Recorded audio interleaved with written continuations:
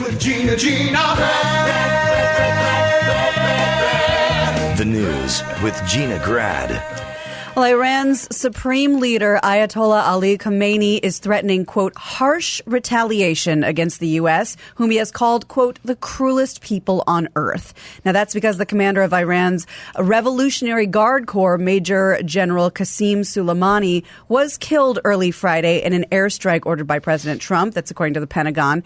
The Pentagon issued a statement that said, quote, Soleimani was actively developing plans to attack American diplomats and service members in Iraq and throughout the region.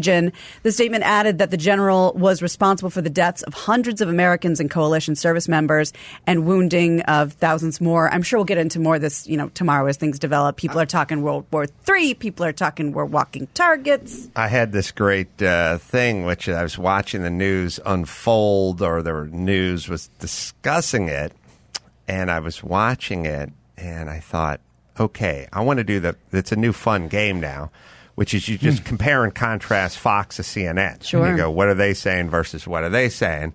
And CNN was like, he was a beloved leader, whatever, whatever. And then Fox was like, he was a despot, he was a criminal, he was a terrorist, blah, blah, blah. So religious cleric. You get that part. Yeah, you get that part down, which you expect. But the thing that was funny that I noticed, and poor Max Zapata, now you got to go grab my phone because I filmed it. I didn't know. I was like, I come in here all the time. I was like, get the clip of the Fox and the nightly, whatever, the CNN with the night, and we can never find everything. So I just sort of filmed it in sort of real time on my phone. But the thing, so here's the thing that's funny. Every picture of this guy on Fox was him looking like a criminal and looking like a despot and a leader of a the O.J. Newsweek treatment. And every picture they had on CNN, he was smiling. And you're like, this guy looks like a decent guy. He looks like the guy who works at the falafel place over there. And the other one was like, you were looking at pictures going, oh, that's a bad dude. That's a bad dude. On the other one, it's all smiling. And they both had 4 or 5 separate images, so it couldn't just be a coincidence. Right. And all the CNN, he was smiling and like he was wearing like a windbreaker. Right. Yeah. Wasn't wearing fatigues or anything. Passing out candy to children. I saw some Fox ones where he looked like he was wearing like a Nazi uniform. Yeah, it was very angular. And I thought it can't be a coincidence, because when people just go to a standard photo file, 3 or 4 pop up. So somebody had to say at Fox, no, not the top one. We need the second, the 7th, and the 8th picture that came up in our standard photo thing. And somebody at CNN went, no, not the bad one. Smiling people like Fantasy Island. Ricardo Montalban smiles. Everyone smiles. Love boat. So I was like thinking, oh yeah, it's perfect. So the channel that likes Fox, we kill the bad guy. The channel that hates Fox, we killed your happy uncle with a beard. But they're very consistent, and I thought that was you take comfort in that, though, right? The consistency. I do, and I was also like, I know I'm going to get a different story on each side, but I didn't know the pictures. I didn't know there were pictures of him smiling. Yeah, look at that. He's smiling and looking regal. He looks like Sean Connery. Yeah. Yeah, I was literally just filming my TV set last night. He's smiling. Looks like a journalist there. He's wearing civvies and he's smiling and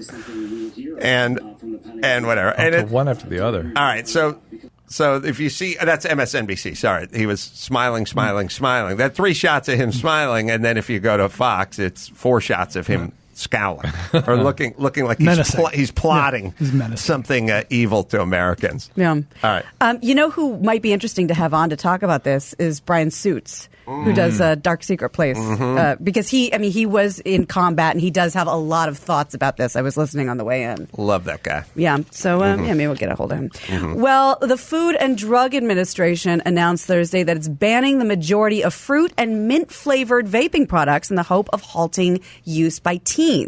The FDA said that beginning in 30 days, companies need to stop the distribution of these sweet flavored products. However, the company will be allowed to sell tobacco and menthol flavored vaping products because presumably those are for adults and they're using those as an alternative to quit smoking. They're not trying to hook kids with the bubblegum flavors. The ban comes after 55 people in 27 states have died from ailments they say caused by vaping. And the ban is specifically targeting products from companies like Juul with the nicotine pods and the cartridges.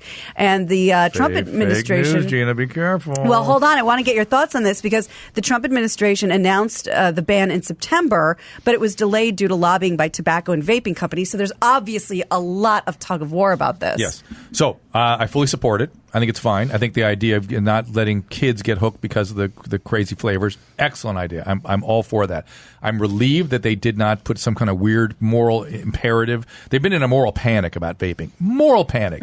Vaping is, oh my God, so much superior to cigarettes. So far superior. It's ridiculous. Okay. And the one thing you said I would take issue with, you said these the lung conditions, the pulmonary arrests that were the popcorn lung. They were not the result of vaping. You tell that to CNBC. They were the result of bootleg cannabis canisters that had vitamin E in it that were bought at a gas station as opposed to legitimate sources. So the vitamin E, because that's what everybody was talking about, and that's what really, really hurts when you ingest it because it's liquid and then it solidifies in your lungs, it just covers all the surfaces of the lung. So the major producers of this stuff are not using vitamin E. No, you can continue vaping pot and be okay. Right. Now, I worry about it until they decide exactly what was going on to make sure there's nothing in the commercially available sort of legitimate weed outlets. What percentage of the people that suffered from this were smoking pot versus I believe it was either 100%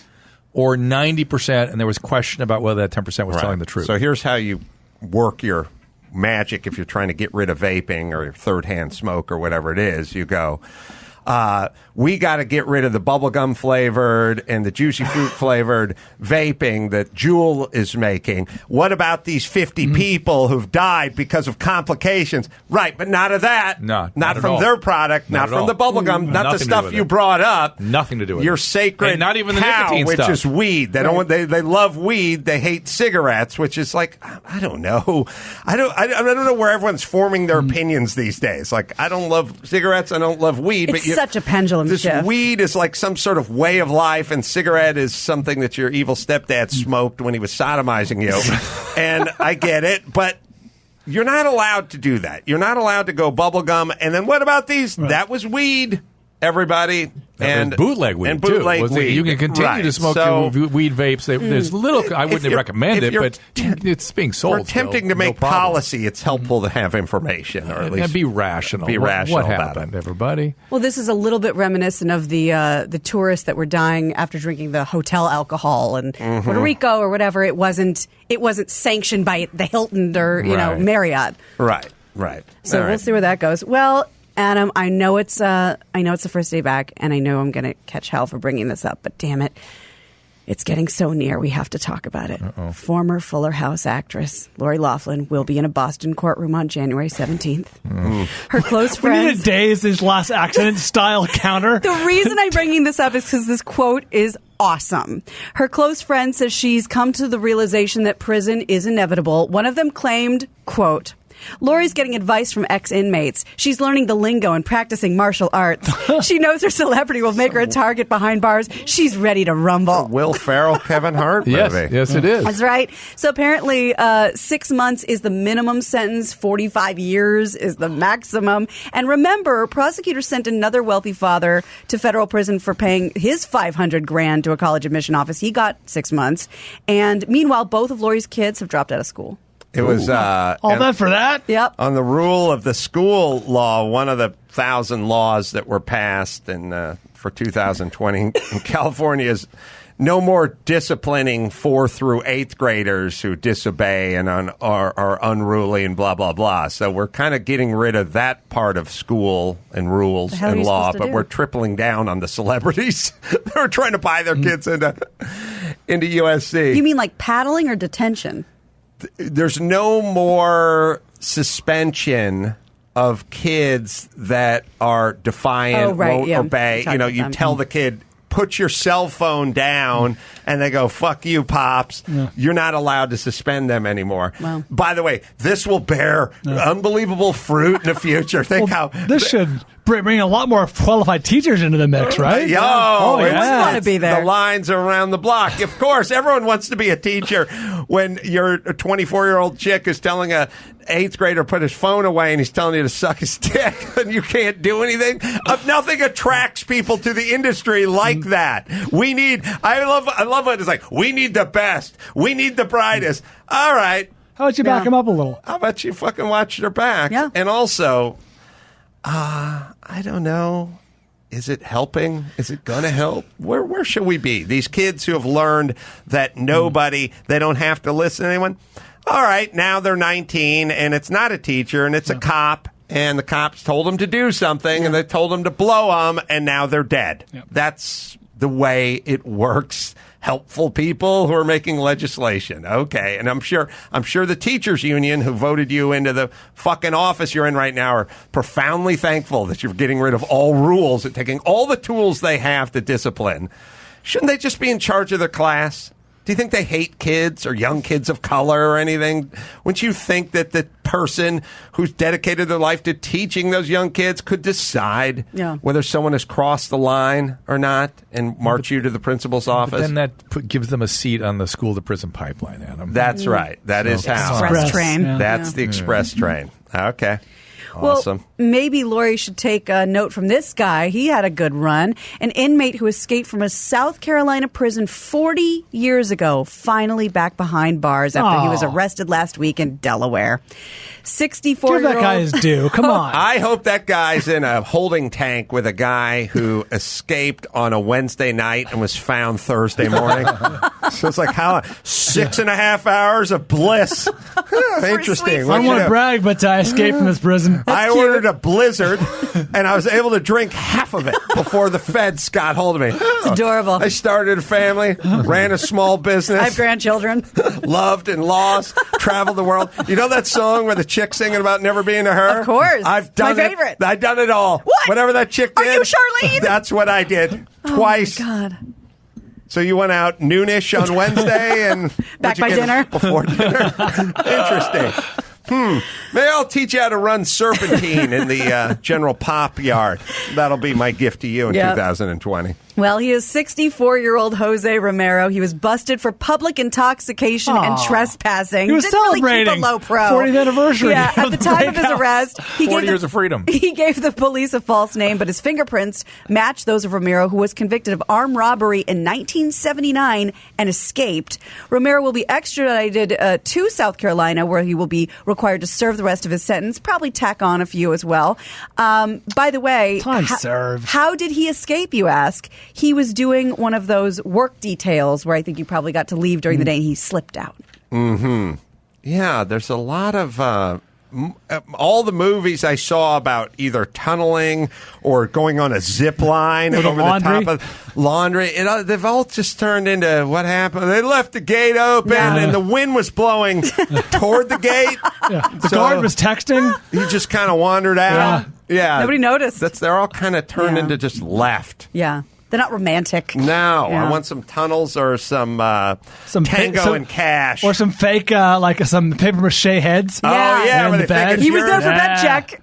Tango and Cash. I don't know if you remember how they... Kurt Russell and Sly Max Stallone. Zapata, Tango and Cash. I love that When they're movie. on the roof. Yep. They get to the roof of the zip prison. line out. Now they have to do the zip line. Brian, how are you not familiar? I don't remember this part. This was your era. I was young, but this was your era. Big rainstorm. They had to throw the shirt or the belt, using the belt over the zip line and zip on out. Power lines shooting sparks. Gina, you're a lot younger than me, but I wasn't allowed to watch it when the movie came out. HBO was our babysitter. Hey, what about Raising Arizona? That's a great tunneling movie. Oh, yeah. It's one of the most amazing cinematic scenes. That was a great Pulls him out movie. by his foot. All right, let's do one more. All right. Well, just because I want to show you the pictures, Dr. Phil McGraw wants to sell his $6 million house, and it includes everything that comes in it. The 6,000 square foot home has... Jesus, the Matrix. Yep, unique decorations. Guns the dining everywhere. room. We're looking at the dining room. It displays a dozen military guns. The entry hall features a chair hanging from the ceiling. What? There's a billiard room with a bright turquoise pool table with lion feet. Oh, my God. The grand staircase. There's the chair. They're not the feet of of lions. They are lions for as feet. Right. The grand Wow. staircase is fake hell? tree limbs, ceiling on the second floor is painted like a checkerboard. It's crazy. Now, to describe it best, Dr. Phil's son Jordan explained the design by Garish. saying Tim Burton threw up on a canvas and it turned into a house. All right, fair enough. Where is this house? Beverly Hills. Beverly Hills. Yeah, apparently. $6 million with all that stuff in You it. guys could probably get a walkthrough. That sounds Yeah. that sounds juice you relatively. got. Did you say it was 6,000. 6,000. 1,000 a square foot. It's in the flatlands. That doesn't Beverly Hills adjacent. The shade. Yeah. South Beverly it's Hills. weird, Yeah. right? It's confusing to everyone who's listening. Olympic in La Cienega. Why On we are rodeo, saying not $6 million rodeo. is a small sum for, Yeah. for a house in Beverly Hills. It is. Yeah. It is. Yeah. All right, let's bring it home, Gina You Grad. got it. I'm Gina Grad, and that's the news. I'm going to kill myself or somebody else. That was the news with Gina Grad.